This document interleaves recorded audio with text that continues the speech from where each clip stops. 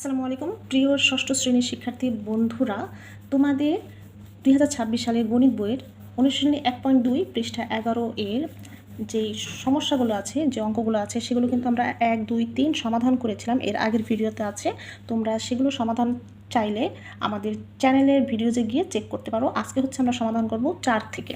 তো 4 নম্বরে দেখো কি বলেছে প্রশ্নে, নিচের খালি ঘর চিহ্নিত স্থানে কোন অঙ্ক বসালে সংখ্যাটি 9 দ্বারা বিভাজ্য হবে। তো এখানে আমাদের বলেছে হচ্ছে এই যে এই খালি ঘরে, মানে এখানে একটা সংখ্যা আছে, এই সংখ্যাগুলোর এই যে খালি ঘরে একটা অঙ্ক বসাতে হবে, যাতে এই অঙ্কটা বসালে যাতে সম্পূর্ণ সংখ্যাটা 9 দ্বারা বিভাজ্য হয়। তো আমরা কিন্তু এর আগে শিখেছি যে 9 দ্বারা বিভাজ্য হওয়ার শর্তটা কি। তো সেটা আজকেও আমি একটু বুঝিয়ে দেব। তো দেখো, এই বিভাজ্যতা হওয়ার যে শর্তগুলো আছে, মানে যে সংজ্ঞাটা আছে, সেটা কিন্তু তোমাদের অবশ্যই কিন্তু মুখস্থ করতে হবে। যেমন 9 দ্বারা বিভাজ্য হওয়ার শর্তটা কি, কোনো সংখ্যার অঙ্কগুলোর যোগফল 9 দ্বারা বিভাজ্য হলে ওই সংখ্যাটি 9 দ্বারা নিঃশেষে বিভাজ্য হবে। যেমন এই যে সংখ্যাটি, এই যে কয়েকটা অঙ্ক আছে, হ্যাঁ, 1, 2, 3, 4, 5, 6, তো এই 6টা অঙ্কের যোগফল যদি 9 দ্বারা বিভাজ্য হয়, তাহলে এই যে বড় সংখ্যাটা কি হবে, 9 দ্বারা বিভাজ্য।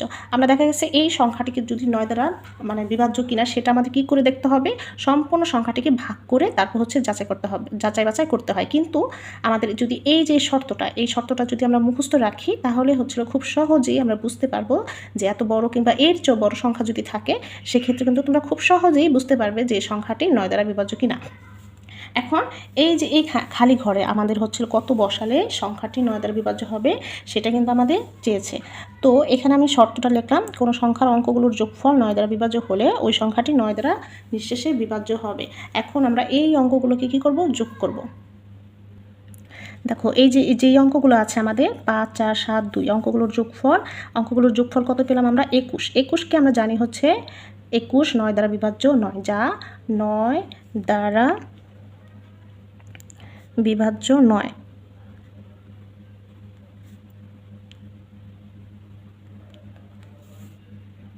এখন আমাদের কি করতে হবে, এই যে 21 পেলাম, 21-এর পরে এমন সংখ্যাটা নিতে হবে, 21-এর পরবর্তীতেই যে সংখ্যাটা আমরা হচ্ছে 9 দ্বারা ভাগ করতে পারবো সেই সংখ্যাটাকে নিতে হবে।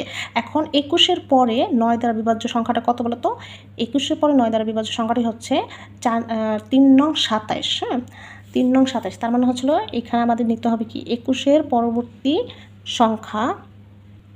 দেখো 21, এই যেখানে যে আমরা পেয়েছি 21, তাহলে 21 পরবর্তী সংখ্যা 27, যা 9 দ্বারা বিভাজ্য।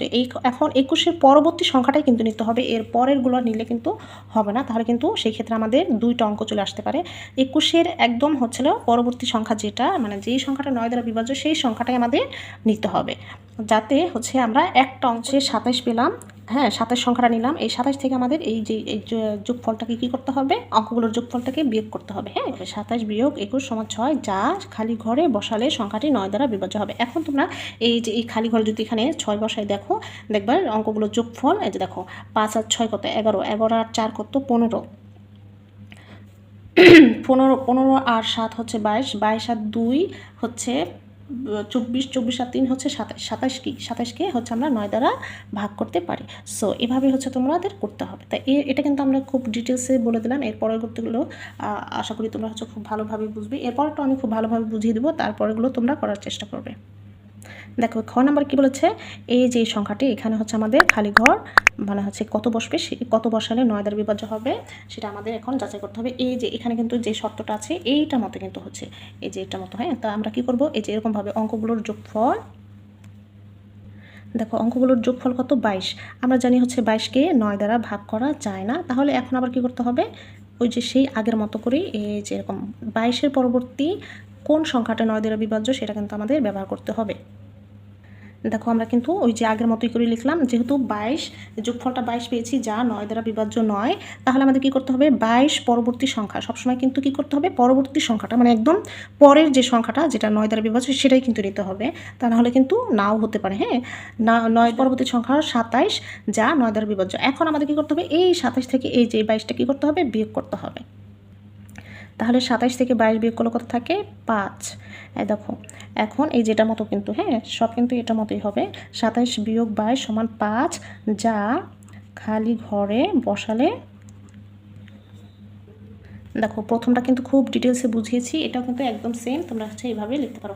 এই যে 27 থেকে 22 বিয়োগ করেছি 5, যা খালি ঘরে বসালে সংখ্যাটি 9 দ্বারা বিভাজ্য হবে, সুতরাং খালি ঘর সমান সমান 5। দেখো আমাদের গ নাম্বারও হচ্ছে এরকম, খালি ঘর দেওয়া আছে, তারপর হচ্ছে 5টি অঙ্ক দেওয়া আছে। তো প্রথমে আমরা কী করবো, এই 5টি যোগফল নেব। দেখো এই অঙ্কগুলো আমরা যোগ করে কত পেয়েছি, 4 1 5 5 5 10 10 আর 7 17 17 আর 8 25, যা 9 দ্বারা বিভাজ্য নয়। এখন আমাদের কী করতে হবে, এই যে এখানে যে হচ্ছে আমরা 25 পরবর্তী কোন সংখ্যাটি 9 দ্বারা বিভাজ্য, এটাও কিন্তু হচ্ছে 25 পরবর্তী সংখ্যা 27। তাহলে আমাদের কী করতে হবে, এই যে 27 থেকে এখন 25 বিয়োগ করতে হবে। তা এখন 27 বিয়োগ 25 সমান সমান কত, 2, যা খালি ঘরে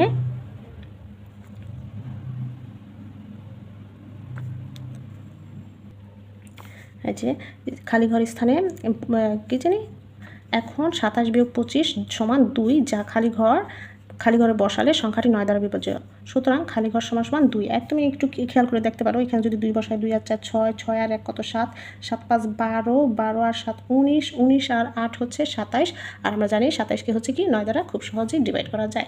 তাহলে 9 দ্বারা যদি হচ্ছে 27কে ভাগ করা যায়, মানে এটা যোগফলকে ভাগ করা যায়, তার মানে হচ্ছে 9 দ্বারা এই সম্পূর্ণ সংখ্যাটাকেও ভাগ করা যাবে। তো এই ছিল আমাদের ঘ নাম্বার। এরপর ঘ নাম্বারে আছে, দেখো এইটা কিন্তু খুব সহজ। এই যে অঙ্কগুলো আমরা হচ্ছে ঘ নাম্বারে হচ্ছে যে অঙ্কগুলো আছে সেগুলো যোগফল নিলাম, যোগ করে দেখলাম 18।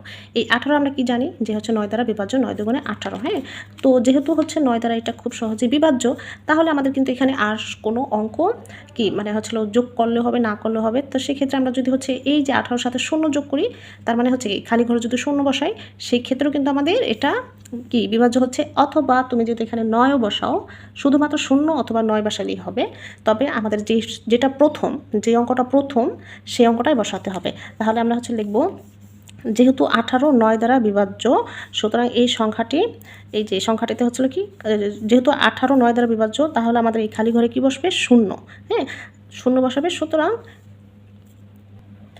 দেখো যেহেতু অঙ্কগুলোর যোগফল 18, যা 9 দ্বারা বিভাজ্য, যেহেতু 18 হচ্ছে কি 9 দ্বারা বিভাজ্য, তার মানে হচ্ছে কি আমাদের মানে এখানে আর কোনো মানে 1 2 3 4 এগুলো কোনো কিছু কী করতে হবে না, যোগ করতে হবে না। সেখানে যেহেতু মানে কিছু একটা তো বসাতে হবে, অঙ্ক যেহেতু খালি ঘর আছে, এখানে তো অবশ্যই কিছু একটা বসাতে হবে। যখন আমাদের যোগফলটাই, অঙ্কগুলোর যোগফলটা যখন মানে হচ্ছে 9 দ্বারা বিভাজ্য হবে, তখন কিন্তু আমাদের সেখানে কী বসাতে হবে, খালি ঘরে 0 বসাতে হবে।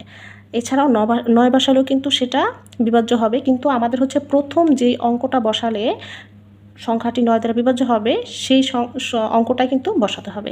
তো আমাদের এখানে খালি ঘরে কী বলে গেছে, আর তোমরা বুঝতে পেরেছো। আর বুঝে থাকলে কিন্তু অবশ্যই ভিডিওতে লাইক দিবা, বন্ধুদের কাছে শেয়ার করবা, কোনো কিছু জানার থাকলে কমেন্ট করবা, আর পরবর্তী ভিডিও আপডেট পাওয়ার জন্য বর্ণালী একাডেমি চ্যানেলটি সাবস্ক্রাইব করবা। আল্লাহ হাফেজ।